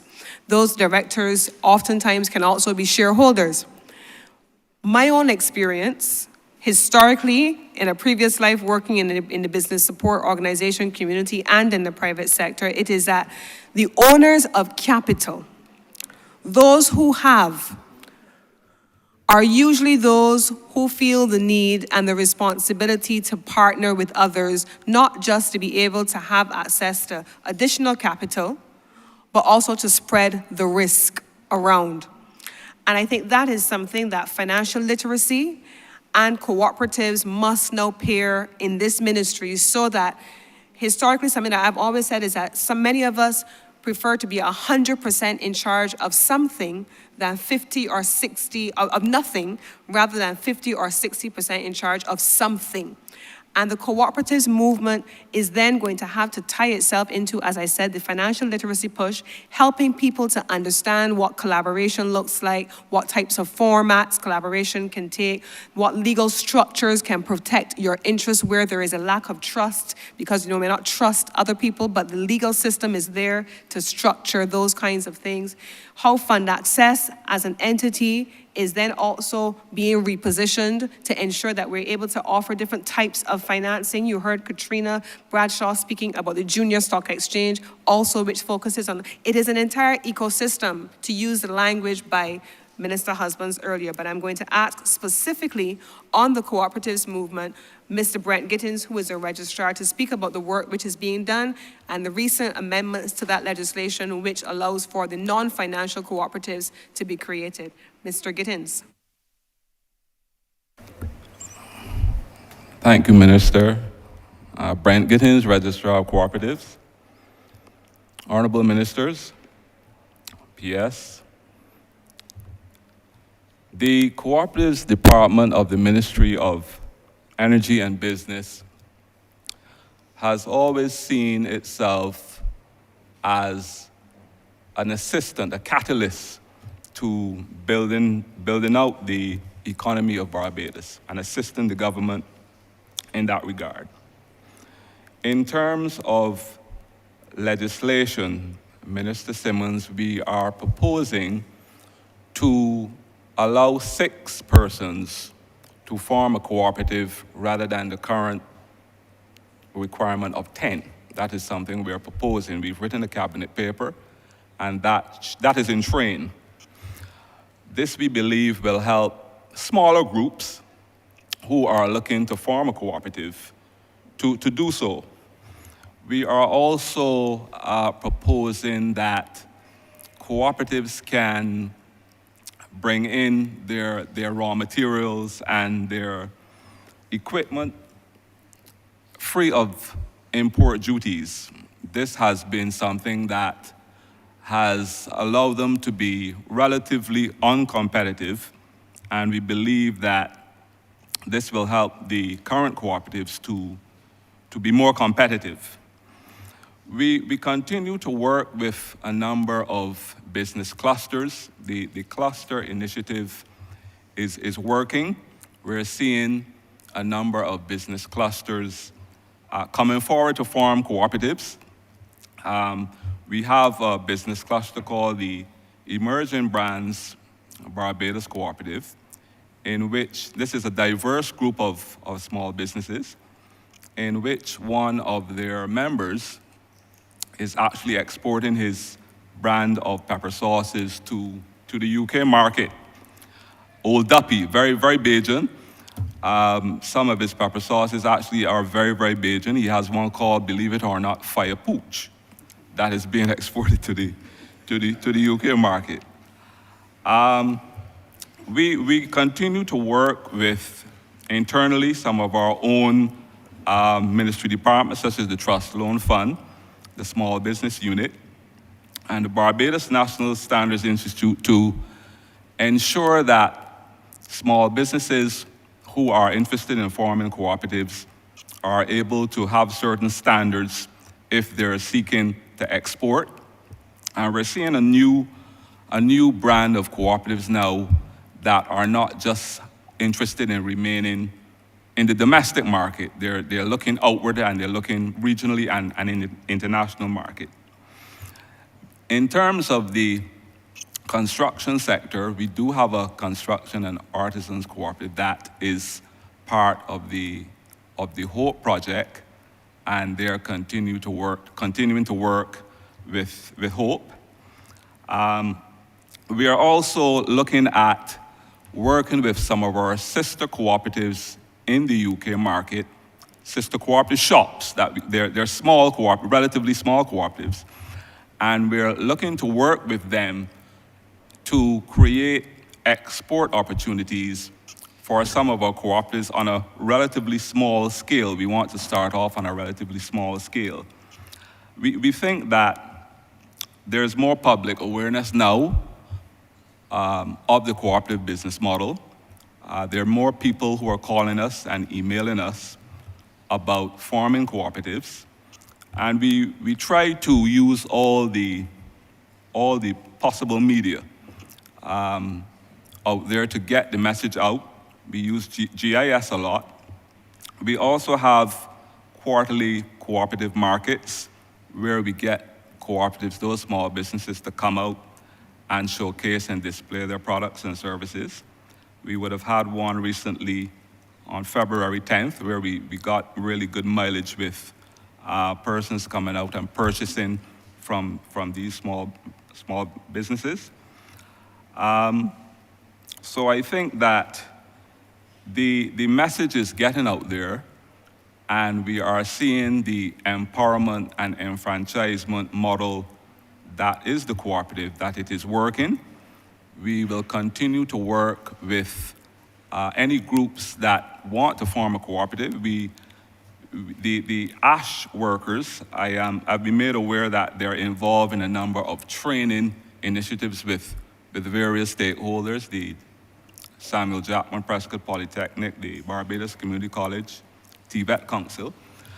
And coming out of that training, if they are willing to go down an entrepreneurial road, as you were talking about, we will be quite willing to work with them so that they are able to obtain contracts from both the private and the government sector, and have their own small businesses, be their own businessmen.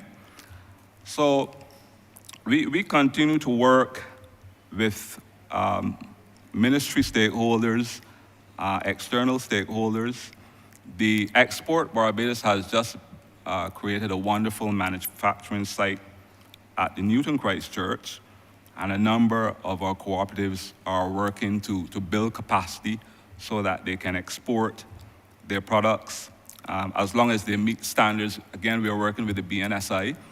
So I would say that the move, I'm very optimistic about the movement, and we are quite willing and able to assist the Barbadian public who would be interested in the cooperative business model. I hand back over to you, Minister. Just to close out, it's probably one of the very exciting areas of the ministry. And the reason for that is the only way for small people to operate in a big way is to do it together, to do it as a cluster, to do it as a cooperative. That's what we do at CARICOM. We don't try to operate as individual islands. We recognize it's important to work as a group. The challenge that Mr. Giddens would butt up on in terms of working with cooperatives is the underlying psychocultural factors that affect the way we do group work. Because of our background, we use groups for emotional support, for fun, to laugh, to help each other in emotional ways. But we have not been trained and have a long history of working together to produce wealth. That is a more uncomfortable engagement. And so when people try to come into cooperatives, the cooperatives are at risk of any emotional noise that emerges, it is likely to break down. So if you're going to build strong cooperatives, one of the things you have to do is to address those underlying issues. And that is why I've had discussions with Mr. Gittins that one of the things we have to put in place are training programs that help to do the emotional intelligence training, conflict resolution, how to make decisions, those types of things. And we have discussed using NTI to help us identify a package of learning modules that we can start not only with the existing cooperatives, but that we need to move it into the communities, so they will be accompanying us on the financial literacy program. And we also need to take it into schools, that you need the reform at the level of education to focus on innovation and achieving results together as a team rather than a singular focus on the individual performance. This is what is going to give us the edge to really become global players, and that is what we're going to work on. And that cooperative model is one that Export Barbados wants to be able to use to help us to build and scale up our enterprises so that we can take on Africa, we can take on Latin America by pooling together, etc. So it's an exciting area as well, and I am very excited to work in it. Thanks. Ministers both, I thank you. As Minister Husbands puts it, I feel your excitement and your enthusiasm. And I want to say to you, sir, that I welcome the opportunity to interrogate issues of financing and transformation for this very important sector. I'm obliged to you, sir.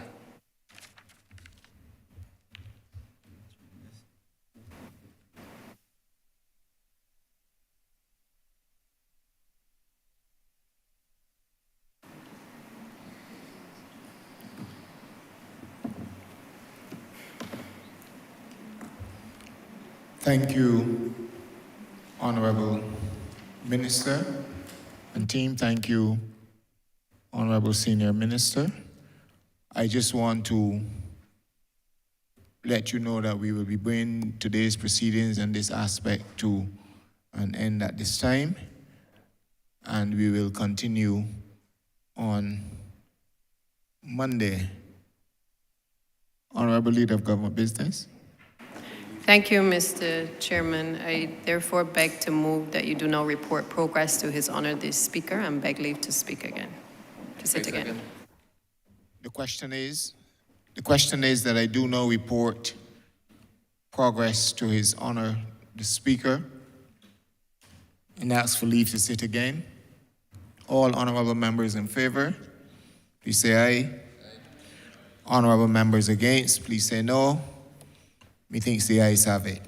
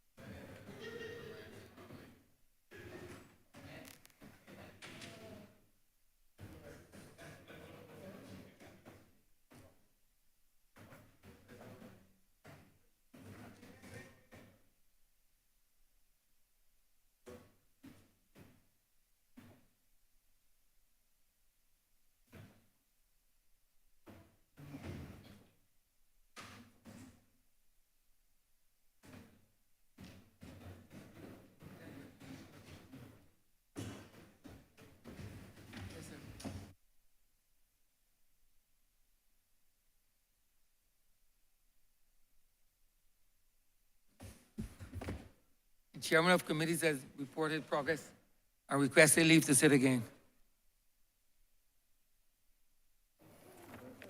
Mr. Speaker, we revert to government notices. Honorable Leader, Government Business. Thank you, Mr. Speaker. I beg to give notice of a resolution to grant the sum of $42,141,080 from the Consolidated Fund and to place it at the disposal of the government to supplement the estimates 2022 to 2023 as shown in supplementary estimates number 5, 2022-2023. Revert to government business, sir. Order number 10, in the name of the Honourable Leader of the House, to move that the House resolve itself into Standing Finance Committee to consider the grant of sums of money for the service of this island. Honorable Leader, Government Business. Thank you, Mr. Speaker. I beg to move that you do now leave the chair and that the House resolve itself into Standing Finance Committee. Question is that the Speaker do not leave the chair and the House resolve itself into Standing Finance Committee. All those honorable members in favor, please say aye. Those against, please say no. Meeting the ayes have it.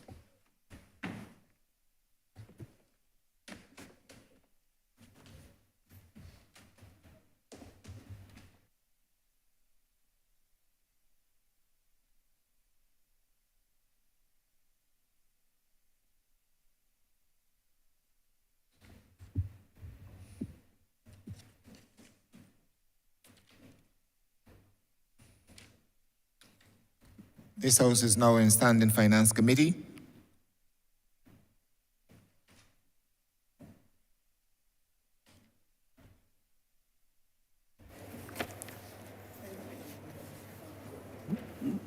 Mr. Chairman, order number 10, 10A, in the name of the Honourable Minister in the Ministry of Finance and Economic Affairs, to move the passing of a resolution to grant the sum of $141,080 from the consolidated fund and to place it at the disposal of the government to supplement the estimates 2022 to 2023 as shown in the supplementary estimates number 5, 2022 to 2023, which form the schedule to the resolution. Head 13, Prime Minister's Office, in the amount of $10 million. Honourable Member for Christchurch West. Thank you very much, Mr. Chairman. This $10 million that we're requesting from the Consolidated Fund is to be able to give us the money to mobilize on the building of the new geriatric hospital. You would be aware that this Honourable House did partly the acquisition on one side and then the agreement for sale of the other side for a private entity so that we could get that area adjacent to the Botanical Gardens to be able to then build the geriatric hospital.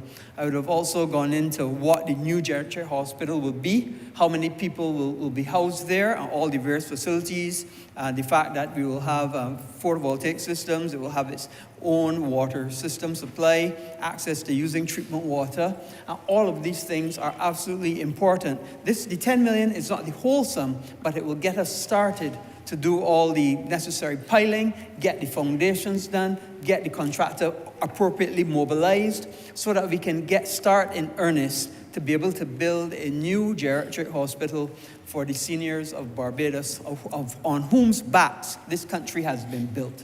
And the current geriatric hospital is no longer fit for purpose. It was built in the 1830s, I think it was 1840s, and we now need to get full steam ahead and get the new one done. The planning permission has already been approved through the board, and we are now in a position to get the contract moving, and this 10 million is required for us to do that. So therefore, I'm asking that this head now stand part for the amount of $10 million.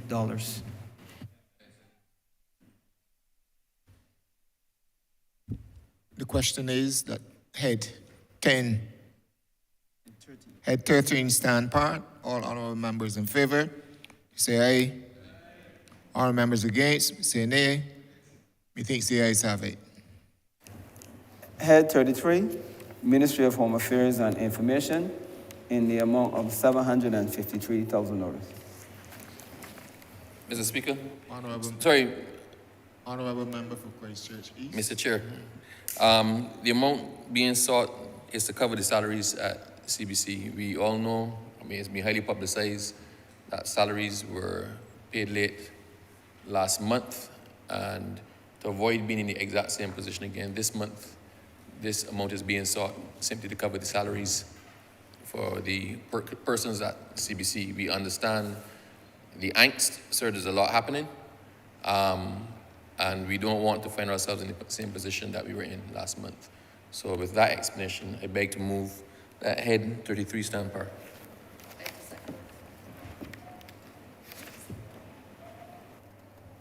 The question is that head 33 stand part. All honourable members in favour, say aye. All members against, say no. Methinks the ayes have it. Head 35, Ministry of People, Empowerment and Elder Affairs, in the amount of $12,609,867. Honourable Member for St. Michael South. Thank you, sir, very much, Mr. Chair. So, over the last few days, I would have spoken to the work we're doing in the ministry, and therefore there is no need to prolong this conversation.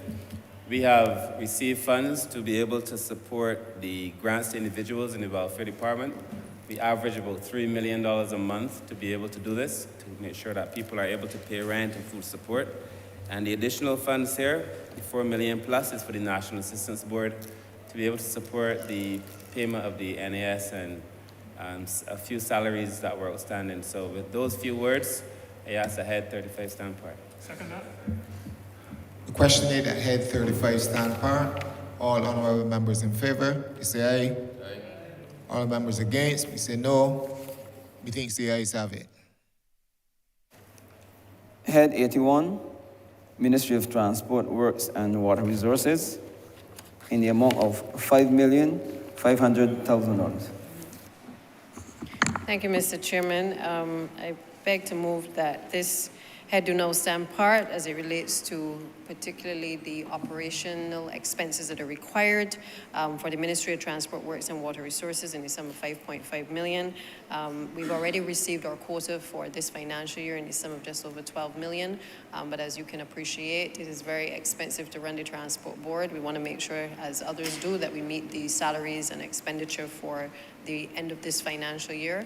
And therefore, the request is to allow us to facilitate those operating expenses and salaries. I therefore move that this Head 81 do now stand part. The question is that Head 81 stand part.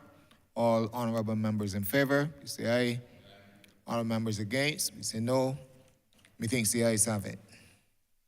Head 82, Ministry of Environment and National Beautification, in the amount of $2,063,350.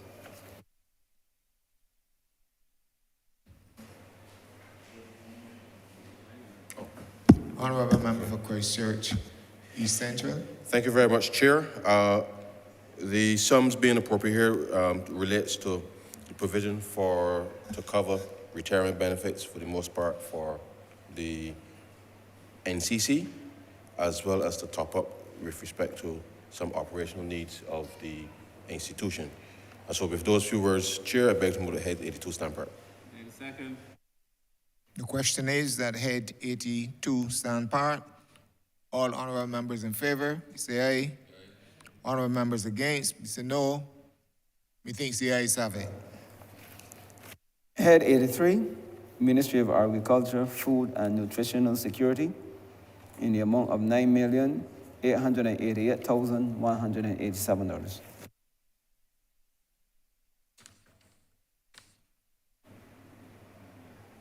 Honorable member for Christchurch East Central. Thank you very much, Chair. The sums are being appropriate here, sir, to support the BAMC with respect to debt service arrangements from prior to this administration. And therefore, with those few words, sir, I beg to move to Head 83 stand part. Second. The question is that Head 83 stand part. All honorable members in favor, say aye. Honorable members against, say no. Methinks the ayes have it. Head 87, Ministry of Education, Technological and Vocational Training, in the amount of $1,326,676. Honorable member for St. Philip West. Yes. Thank you, Mr. Chairman. The amount being requested is for the payment of national insurance for a number of the monitors who have been part of the nursery and primary schools, and to assist in some of the additional requirements that will be required to meet their terms and conditions service. With these few words, I beg to move that Head 87 stand part. The question is that Head 87 stand part.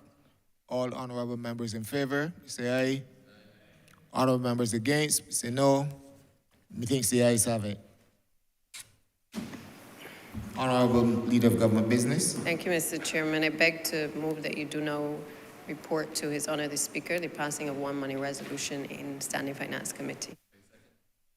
The question is that I do now report to His Honor the Speaker the passing of one money resolution in Standing Finance Committee. All honorable members in favor, say aye. Honorable members against, please say no. Methinks the ayes have it.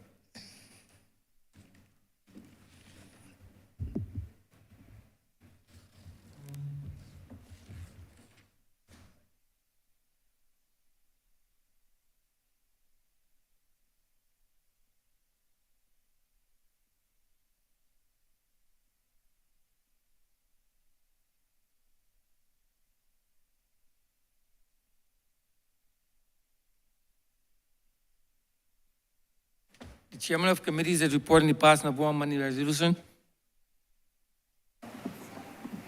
Honourable Leader of Government Business. Mr. Speaker, I beg to move that this resolution be read a first time. Questions that the aforementioned resolution be read the first time. All those honourable members in favor, please say aye. Those against, please say no. We think the ayes have it. Mr. Speaker, I beg to move that this resolution be read a second time. Beg second.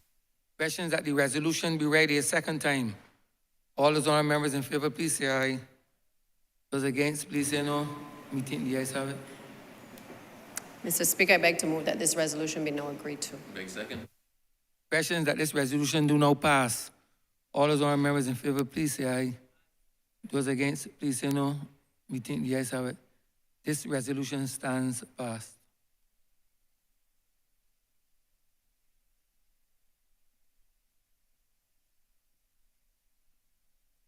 Honorable Leader, Government Business. Thank you, Mr. Speaker. I beg therefore to move the suspension of the House until Monday, the 27th of February at 10 a.m.